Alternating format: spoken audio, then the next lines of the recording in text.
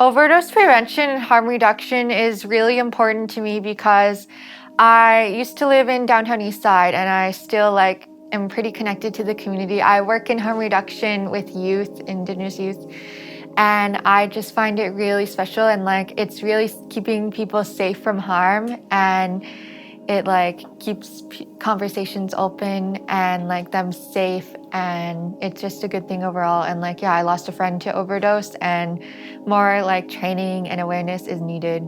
There's stigma, or there's all these assumptions made, and there's often not getting to know a person. With my own personal experiences, I was overlooked when I was in the hospital last year for an overdose, and then that led on to some more hospitalizations. I faced a lot of stigma. They were just seeing me as a stereotypical drunken Indigenous person, and they weren't looking at the fact that I was a domestic violence survivor, a counselor, all these other aspects of me. They weren't looking at me holistically.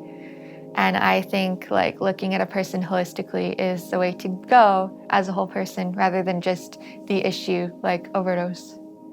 I would say bringing awareness and recognizing that just because someone uses substances doesn't mean they don't deserve basic needs met, like food, healthcare, housing, shelter, all those things.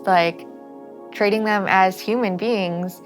And yes, they may be struggling, but they deserve all these basic things, and to be supported, to be cared for, to be loved. That's someone's mother, daughter, sister, friend, cousin.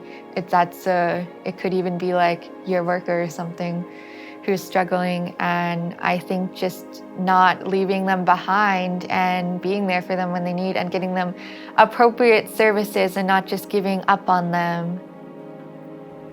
I would say what helped me most on my healing journey would be looking at other strong Indigenous people succeeding in life and living their best life. I look up to a lot of people around me, and I learn from them, and I learn from my own mistakes, and I turn my pain into passion, and just supportive people and seeing other successful people, and it inspires me a lot. I think the change starts with us. I'm obtaining my family and community counseling diploma at Native Education College, and I'm already working in the field of harm reduction, and be the change you wish to see in the world. It starts with Indigenous populations getting educated and entering these fields, because the change starts with us. And there's already the program I'm working with, or the project I'm working on, it's educating healthcare providers about stigma around Indigenous women with drug use. And the change starts from the inside, and it eventually builds out.